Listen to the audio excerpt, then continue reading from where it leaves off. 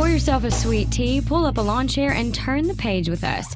You're listening to Right On Mississippi, a podcast taking you inside the minds of America's most treasured wordsmiths. I'm Sarah Ulmer, and Right On Mississippi is produced in partnership with Mississippi Public Broadcasting for the Mississippi Book Festival, the South's literary lawn party. Today, we're here with Mamta Chaudhry. She is here to talk about her debut novel, Haunting Paris. Thank you so much for being in Jackson today. It's such a pleasure to be here. I've been to the city before. I've always come as a reader and been to Lemuria. What a thrill to be here as a writer with my first novel. Absolutely. And you can say as many nice things about Jackson as you want, and we'll record them all and just keep playing them over and over. Okay, well. Please feel free. All right, so let's dive in. Talk to me a little bit about this book and kind of what your premise is for Haunting Paris for people that are picking it up right now and are about to open it up and take a good read. Okay, well, the first thing I can tell you is I did not set out to write about Paris. And I certainly did not set out to write about it from the perspective that I did. I'm not French, as you can tell from my accent. I'm not Jewish. I'm not a man. I'm not a ghost. Right. But my narrator is all four. And, you know, with writers, what happens is, and it sounds very peculiar, but it's true, and since this is a ghost story, I suppose it fits, you hear a voice in your head, and you follow that voice wherever it takes you, and it happened to be Paris. And I'll tell you something, Sarah, one of the things that I'm really interested in, whether I'm writing about India, about Miami, about wherever the book happens to be set, is in contrasts. So when it was the City of Light, I was very interested in the dark shadows behind it. It's set at a time of great public celebration, which was the bicentennial in 1989. But it's also a time of great private mourning for Sylvie, who's the main character in the novel. And so all I can tell you about the book, it is a ghost story, but the ghost is not the scary part. It is a love story, but one of the lovers is dead. It is a war story, but there are no battles. So it is, above all, a love letter to Paris, but it's not a funny Valentine like Woody Allen's Midnight in Paris. It's sort of complicated and rich and intense, the way love tends to be in real life. So you say that you did not intend to write about Paris, but I know you spend time in Paris. A lot of writers write about what they know or what is comfortable. So what was your process? How did you kind of pick this story about with a main character that is so far from who you are and a place that you didn't grow up in, you weren't from? How did that process happen for you? You know, that's interesting, like talking about processes like catnip for writers. We are so fascinated. Even we can spend hours saying pen or pencil, you know. But I think that what's really interesting is wherever you go, you take your obsessions with you. So if you're interested in love and loss and mystery, it doesn't matter really where the book is set. That's what you will zero in on. And in my case, I did spend a lot of time in Paris, and I was very attracted to it. And when people say, write what you know, I like what Eudora Welty said, write what you don't know about what you know. So I think writing is a process of discovery. Even if you're writing a memoir, you learn something about yourself. So it's not that you know yourself, you write it. And this was the story that came to me, as I said. It was a voice, first of all. I heard a drift of music, Chopin, because I love Chopin's Barcarolle, so that's what I heard. And I saw this image of a man sitting and listening very intently when I was along the banks of the Seine in Paris on Ile Saint-Louis, looking at a lighted window like it's a movie.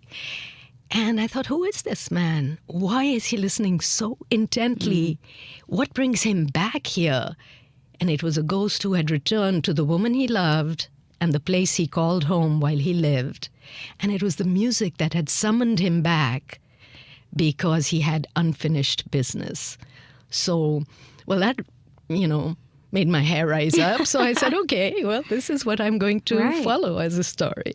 So you talk a little bit about where you got the idea from this book, but let's talk a little bit about you. So you're from Calcutta, but ended up in Gainesville, Florida for university. Okay, so I always am interested, because, coming from a small town in Mississippi, it always interests me when I hear that people from places I think are much more wondrous and beautiful that end up in a small town in Mississippi. So why Florida? Why Gainesville?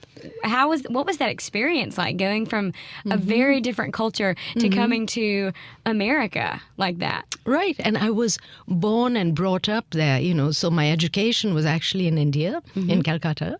When I finished college, which was an all-girls college, Loretto College, convent, nuns. Oh, wow. Yes, very, very sheltered. Welcome to the U.S. Right.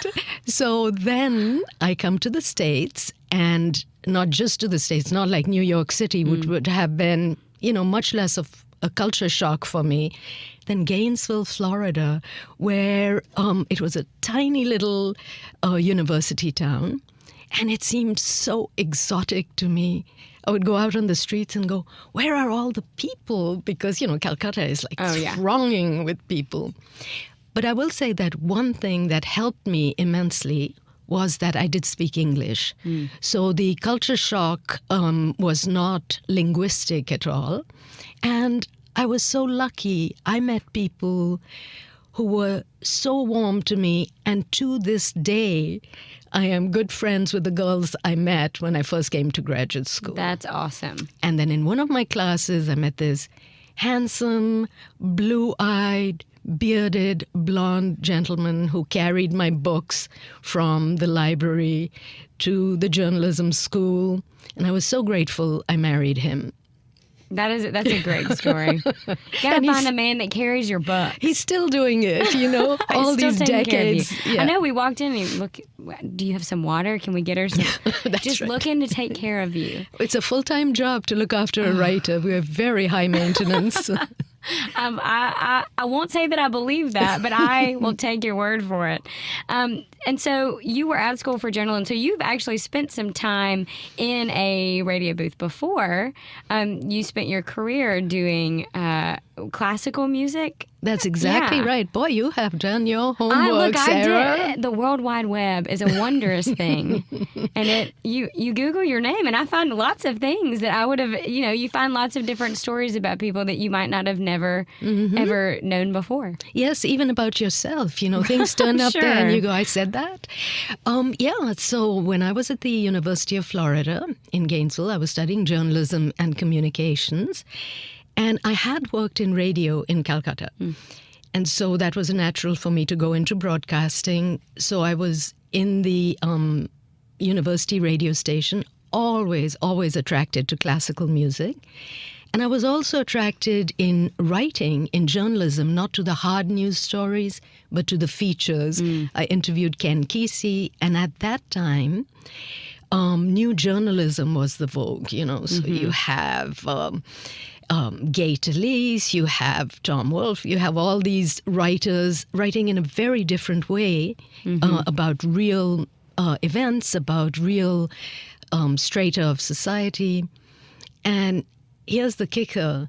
All these years later, when I did finally take the plunge and write fiction full-time, it's Gay Talese's wife, Nan Talese, who published me. So I feel this was all like this giant... It's a full circle. It's a full circle. It's a full circle. Right. That's my next question. What made you take the plunge to go from a career in radio doing those things? Did you always know you wanted to write, or was it something that came to you kind of later in life? No, I always knew, even as a child. And, there's a book by Marilyn Robinson called When I Was a Child, I Read Books. And I think you could say that about everyone who wants to be a writer. They start out by being a reader. And so I read lots of books, and I knew I wanted to write.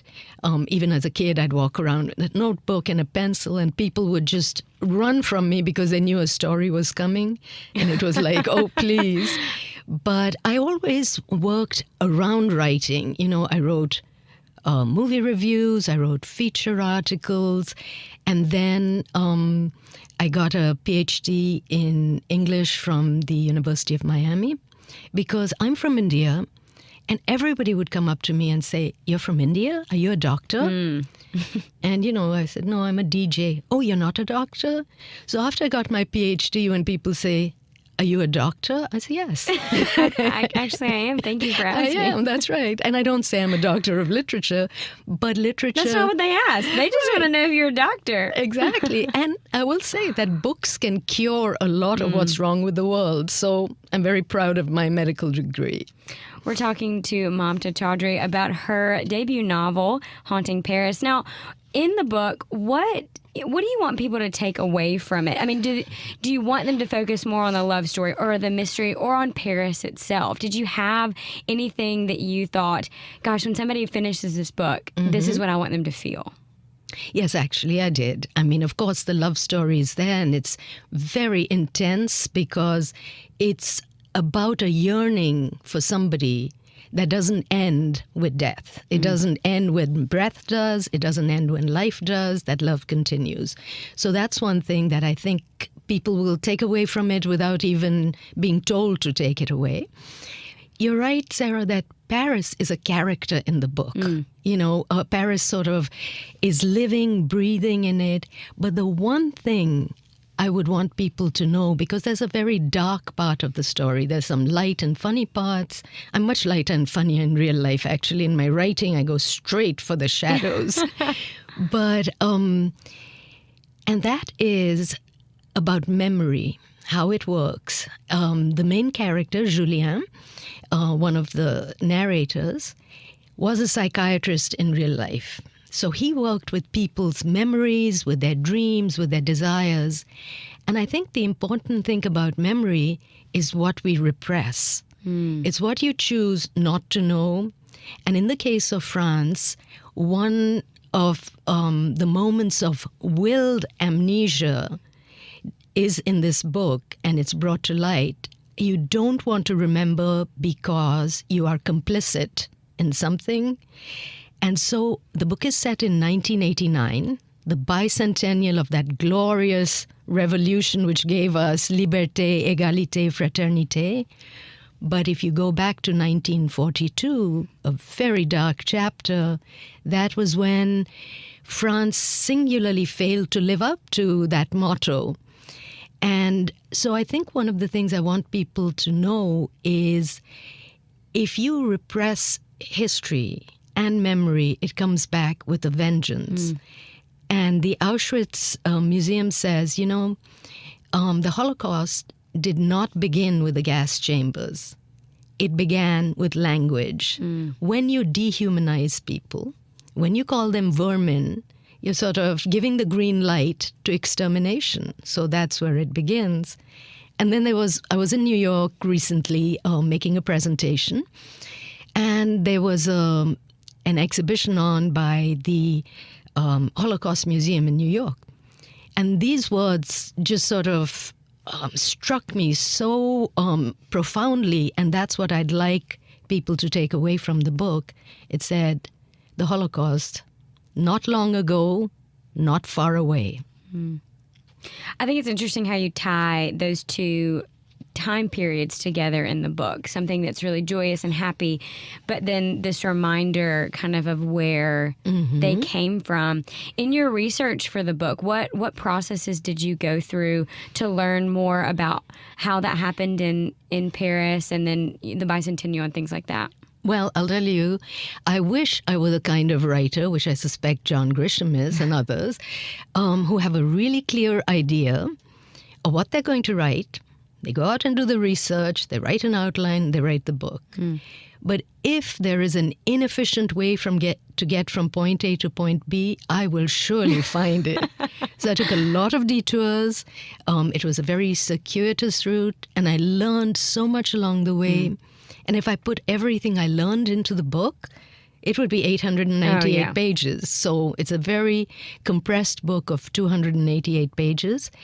But what is left out still informs the book. You know, it's sort of like a foundation that you don't see, but it holds the building up.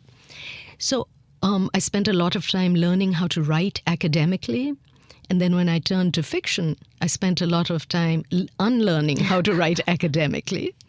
So I did research, but I didn't want it to feel like research. Right. You know, I wanted it to feel like A story. yeah, and a that narrative. exactly. And this is their lived life. This is not researched history. This is what they went through.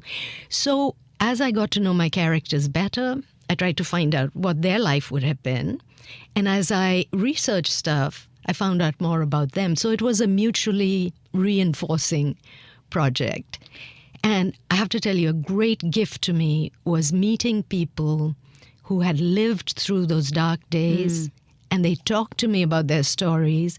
And then it became even more urgent for me to tell this. I feel like you could almost write a story on those stories in a lot of ways. Just hearing from, especially being a younger person, hearing stories from grandparents or family members that went through these times, you don't want to forget those. Exactly. You don't want to lose sight of where we came from and what happened, so that we can be where we are now, as dark and as sad and as awful as those things might have been. And I find a lot of almost like a link up to being in the Deep South and some things that the Deep South and its history has been through with civil rights and that movement, and before that with an age of slavery in the U.S. And so I find that interesting to see other countries have gone through certain things that are similar. Yes, and you're so perceptive to bring that up because, you know, for instance, Jasmine Ward's Sing Unburied Sing talks about things that have been repressed and they come back as ghosts, you know, that haunt us all. Right. So that's very much it. And also, when you're talking about our grandparents' stories, it's a sad fact of life that only when the people who could answer those questions die do we think to ask them, and there's no one left to tell us, you know? And even in the case of India, like one of those seminal moments was when we got independence from the British. But at the same time, it was like a, you know, bitter, poisoned fruit because the country was partitioned into two. And my parents, who lived in Punjab, but that was then part of India, and it got divided and partitioned into Pakistan and India. So all of a sudden, they became foreigners in their own country. Like the Jews became foreigners in France when, you know, not just during the occupation, but France has a long history of anti-Semitism, which I did not know, and I learned in this process. And I think that informs much of the writing is being an outsider allows you to see things in a way more clearly than if you're on the inside. That's a really cool perspective, to be able to look at someone else's culture or something that has happened to someone else and almost objectively kind of make a story out of that instead of having been a part of what happened. So basically you're saying that you're going to now write a book about the Deep South. Basically, yes. The next one will be about all of the ghosts of America and what we have experienced here. Well, I think we have so many fabulous writers writing about that we don't need it. That is probably true. But you are working on a second book. I am, and I will only say this. That you knew I was going to ask. What's the scoop? Yes, I'm forestalling you, Sarah, No, because you've done your homework. It's okay. You know, as they say, are you too young to know the Monty Python show? Oh, girl, no. Oh, okay. No, I'm fully aware, yes. Okay. So, as they say on Monty Python, and now for something completely different. So, that's what it's going to be. Okay? I like it. Okay, well, I guess we will have to look out for that. So, we talked a little bit about your writing process, but I like getting to know our authors. I like to know where this all comes from. So you said you read as a child. What did you read? What were your favorite books? Oh, I read everything I could get my hands on. And I was sort of, at that time, very indiscriminate. And, growing up in India, and I was born after independence, so I was born in a free India. Right. But even to this date, as you can tell from lingering traces in my accent, the British influence is very strong. Right. So I had these two parallel influences going on in my life. One was the books I read were all English children's books like Enid Blyton and the Noddy books. For heaven's sakes, I had never seen, badgers and eaten scones. But They're not badgers in India? Well, we might, but I was a city girl, so, Right. And then on the other hand, I had this rich treasury of Indian Right. stories with Maharajas and jewels and cobras. So there was this mishmash in my head. And of course, now I am very much more discriminating in what I read, only because I have much less time left to me. There's always too many books, too little time. But I think that influence of taking in everything, my God, Jane Austen. And to this day, I am mad about Shakespeare. I mean, there's an American professor in this book who's a Shakespeare scholar. And the sonnets are in there. So, what you love comes out. And going back to something you said earlier about writing stories from the outside, sometimes people say, oh, you're appropriating other people's stories. And I said, no, I'm not. They tell their own stories. I tell the story the way I see it. Right. I mean, E.M. Forster wrote one of the most compelling novels about India called A Passage to India. And they may have been, things you can take exception to, but it was a brilliant novel from a different perspective. Right. And Rebecca Mackay, to use a recent example, wrote The Great Believers about the AIDS crisis under Reagan in Chicago. So the important thing is not which story you tell, but do you do justice to it? I think that's an interesting thing to look at is the perspectives. You've mentioned Jasmine Ward before, which is one of our beloved Mississippi writers. And when I read her book, The Men We Reaped, I grew up in Mississippi, and I had a very different experience here than she did. And it was very eye-opening to me to read the stories of these young men in South Mississippi and kind of what they experienced in the 80s and 90s and how they were treated. Something that, I'll be honest, not that I couldn't have imagined it could happen, but was not aware of and very blind to. Granted, I was not alive in the 80s, but... Oh, dear.